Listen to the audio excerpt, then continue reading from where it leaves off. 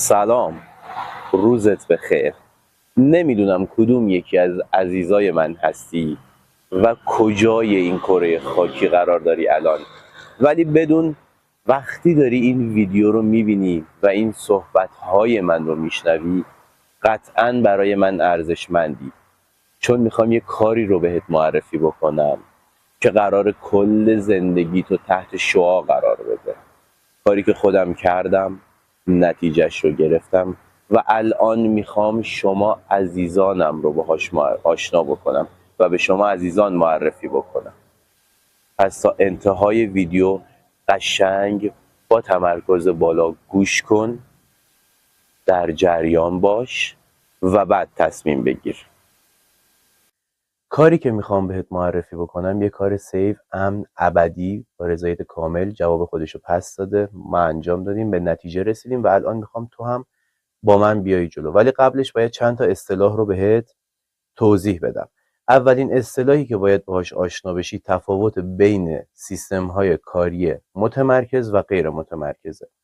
اگر یادت باشه سال 1402 یه 2-3 روزی تمام پمپ بنزین‌های کشور از دسترس خارج شد و بعد کاشف به عمل اومد که یک پسر بچه 13 ساله این کارو کرده. حالا سوال، آیا این پسر بچه دونه دونه این پمپ بنزین ها رو هک کرده بود و از دسترس خارج کرده بود؟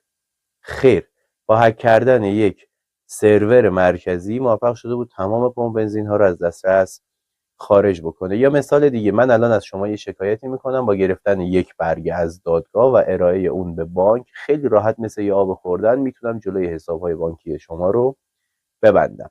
دلیل چیه؟ چون یک سرور یا یک حکومت یا یک ارگان یا یک شرکت دسترسی کامل به اون بستر رو داره و هر بستری که دسترسی بهش وجود داشته باشه، ناظر داشته باشه و کنترل کننده داشته باشه، سرور داشته باشه یا دولت حتی بهش دسترسی داشته باشه، میگن سیستم متمرکز.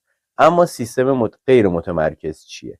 هر آن سیستمی که کوچکترین راه دسترسی و نفوذ نداشته باشه، سرور نداشته باشه، مالک نداشته باشه، شرکت، ارگان و یا دولتی بهش دسترسی نداشته باشه، میگن سیستم غیر متمرکز. چرا غیر متمرکزه؟ چون هر کاربر خودش به تنهایی یک سرور حساب میشه. و اصطلاح بعدی که باید باهاش آشنا بشی فضای بلاکچینه. بلاکچین چیه اصلا؟ ما 3 نسل اینترنت داریم: اینترنت نسل 1، نسل 2، نسل 3، یا به اصطلاحی وب 1، وب 2 و وب 3. وب 1